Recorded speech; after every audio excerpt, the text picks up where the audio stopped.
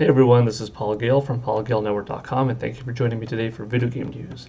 It is February 11th, 2021, and these are the top stories of the day. To kick things off, Jack Black over here has been announced to be the voice of Claptrap in the new Borderlands movie.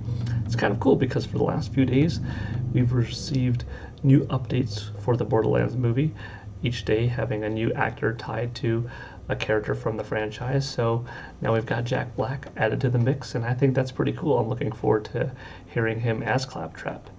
And we'll see if there's anybody else that gets added to the Borderlands film tomorrow or within the coming week. If so, I will probably announce it here on Video Game News, as I think the movie's shaping up to be pretty interesting, at least from a voice actor contribution standpoint. Next up, CD Projekt Red. I wish there was something positive to announce today, especially because CD Projekt Red, they had so much attention that was positive throughout the earlier parts of 2020, because despite CD Projekt Red's Cyberpunk 2077 being delayed time and time again, when it finally had its final release date and it finally wasn't being delayed, there was a lot of hype, there was a lot of talk. Early impressions looked positive, trailers were cool, Keanu Reeves being involved, cool. You know, Billie Eilish's song being attached, cool. And then the game came out, and for me, and for a lot of people playing on, capable PCs, Xbox Series S, X, PS5, solid.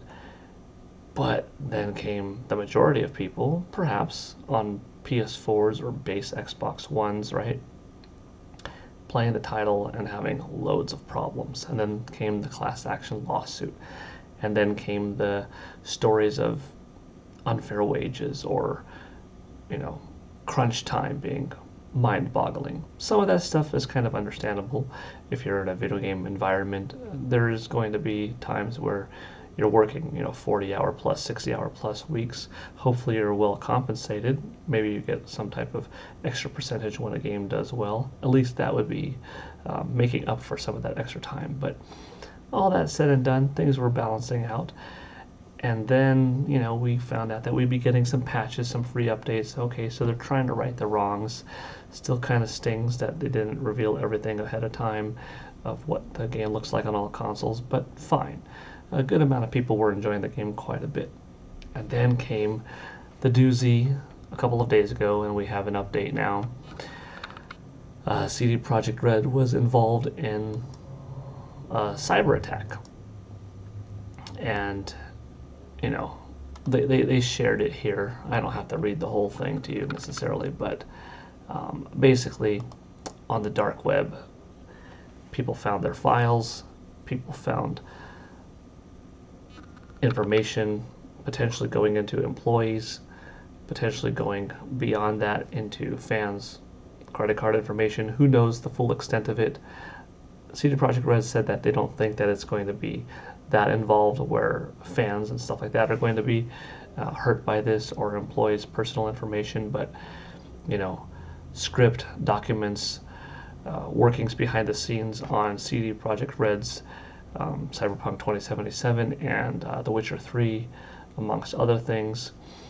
And a ransom was basically held against them, and they did not pay for it. And apparently that information was sold to somebody for potentially millions of dollars on the dark web.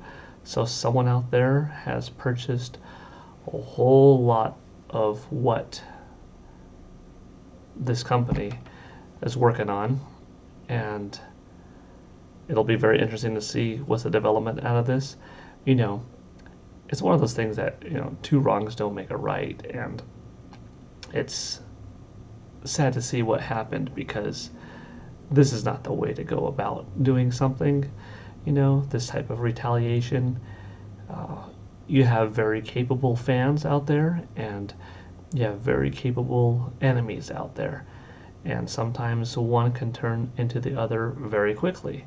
And in this case, you just had probably what spawned this was just the wrong people and the right amount of them that have the knowledge and the intelligence and the capability of encrypting their servers, CD Projekt Red that is, and given them a pretty bad hack because the game wasn't what they wanted it to be, because they read the stories about employees and payments and crunch time and saw it as lies, and this was their way of retaliating. Not necessarily the right way to do it. It's too bad, I feel, for CD Projekt Red and those that are affected. But hopefully in the end it doesn't hurt the company too much, because they don't deserve that. I get it, people are mad, but going in an illegal route like this is not cool. But that is the update regardless. Moving on into some more positive news. Street Fighter V and its season pass looks awesome. We know already about Akira, Oro, Rose, and Dan. We've got someone else, and we also have a bonus, 11, which is pretty cool, as a fighter profile theme. 11 obviously looks like the precursor to 12, which is a Street Fighter 3 character, so that's nice. Getting a PS4 theme or a Steam PC wallpaper. We have a nice Ryu one over here. That's the one I would probably choose.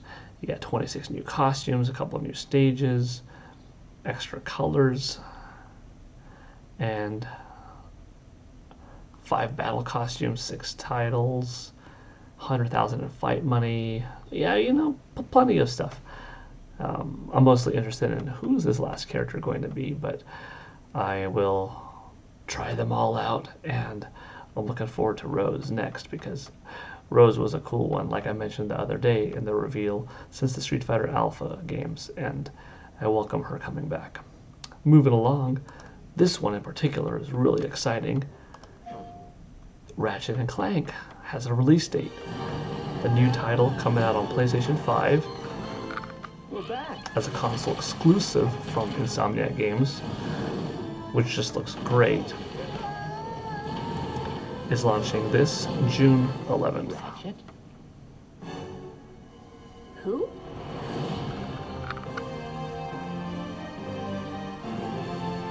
There we go. When they showed Rift Apart, originally in the 2020 PlayStation 5 event, I thought it was one of the standout games of the show. That day we got the console look and the controller, information about them. We got to see that Miles Morales is being developed. Dark Souls, we learned that God of War Ragnarok was coming out, and of course Ratchet and Clank Rift Apart. I think this is going to take great advantage over the PlayStation 5 SSD. It's going to be nice, fast, snappy going in between worlds. I don't know why I didn't snap while I was saying snappy. That seems like obvious, right? And the graphics look good. From the trailers, they look noticeably better than Ratchet and Clank on PS4, which is a great game that I'm replaying right now. But the size and scope is what really looks improved. Like visual fidelity, graphics, noticeably better. But size and scope, much better. Now I'm sure that when I'm playing the game on my TV, I'm hoping at least that the graphics are also much better. I hope that the difference in quality blows me away. I want to see, a high level of fidelity in the character polygon models and their animations. Get this stuff looking as close as you can to Toy Story 3, Toy Story 4, but in a game that you can fully move the characters around, right? That's the dream, We want our cartoony looking character games that are mascot driven, the stuff like Mario, Ratchet and Clank, Yoshi, Donkey Kong games, Sly Cooper, Jack and Daxter, Banjo-Kazooie. We want these, platformer character driven games to look like, Toy Story 4 at all times. That level of sophistication with ray tracing and lighting and shadows and textures and stuff. It's going to be a while until we completely get there, but honestly, when you look at a game like Ratchet and Clank Rift Apart, Insomniac is doing such a good job, and this is an early PS5 title, coming out within the first 7 months of the console's launch, and something like looking like this. I imagine that, give Insomniac a few more years. I imagine that Spider-Man 2 will come out possibly by 2023. Let's say Insomniac has the opportunity to crank out one more game, and it's one more Ratchet and Clank that comes to us in 2025. 4 years removed, much more time to build it, maybe using some assets from Rift Apart, more and a better understanding of the PS5 hardware. By then, that game will look phenomenal. That's probably going to be, if that game even comes out, I'm just saying hypothetically, that's going to be one of the best looking games of this generation in terms of these, platform, cartoony kind of character games. I'm pretty stoked though. Let's see. For now though, June 11th, regular edition, deluxe digital edition. It's $70 US for the deluxe digital. Might be kind of steep for some, but it looks like they're throwing in a good amount of bonuses, so that's nice. And moving on, since it is Thursday, we finally have to talk about our video game software and hardware sales. Thank you again to Chris1964 on the ResetEra.com forums for providing this information. You could get this anywhere on the web pretty much, but I always enjoy going to Reset Era because this is a fun community to talk with about all of this stuff. So that being said, let's hop in, all right? Number 1, best-selling game of the week for the week 5 of 2021, which was February 1st through 7th. Momotaro Dentetsu at number 1 again. Ring Fit Adventure at number 2. Animal Crossing at number 3.